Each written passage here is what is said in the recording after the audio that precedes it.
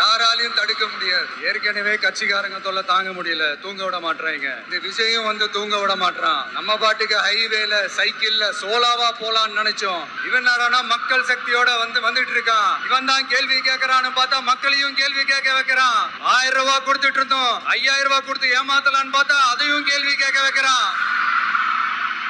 Whistle சத்தம் வேற விண்ண முட்டுது. கூட்டணி கட்சிகள் தொல்லை வேற தாங்க முடியல. இவன் பண்ற பிரச்சாரத்தை முடக்கலான்னு பார்த்தா அப்பவும் மக்கள் அவன் பின்னாடி தான் நிக்கிறாங்க. என்ன பண்றது ஏது பண்றதுன்னு தெரியாத ஒரு மனநிலையில இருப்பாரு. ஆனா சார், நீங்க இந்த விஜயம் முடக்கலாம். ஆனா ஒவ்வொரு வீட்டுல இருக்கிற ஒவ்வொரு விஜயும் உங்களால முடக்கவே முடியாது. அவங்களாம் ஆல்ரெடி பிரச்சாரத்தை ஸ்டார்ட் பண்ணிட்டாங்க சார். வீட்லயே குடும்பமா இறங்குவாங்க பாருங்க பிரச்சாரத்துக்கு. அப்ப உங்களால மட்டும் இல்ல, எந்த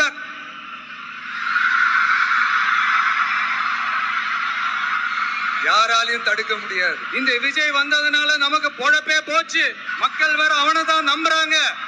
நாம வெளியே அடிச்சுக்கிற மாதிரி அடிச்சுக்கிட்டாலும் உள்ள நம்மளுடைய டீலிங் பக்காவா இருக்கணும். மக்களோட ஃபீலிங்ஸ பத்திலாம் நமக்கு கவலை இல்ல. நமக்கு டீலிங் தான் முக்கியம். மாத்தி ஆட்சிக்கு வந்துடலாம்னு நினைச்சோம். ஆனா அது நடக்காது போல் இருக்கு. அதனால நீ என்ன